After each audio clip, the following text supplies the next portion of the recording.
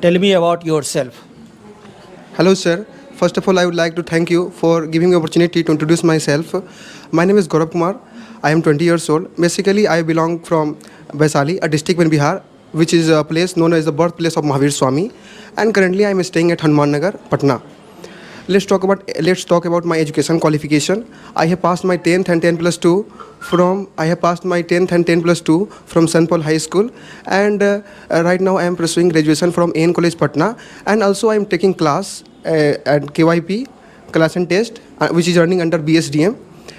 Let's talk about my family. So I have 5 members in my family, including me, and I have 2 siblings, and both are younger to me. My father, who is Rajesh Kumar, he is a private employee, and my mother, Hema Kumari, she is a teacher as well as a wonderful homemaker.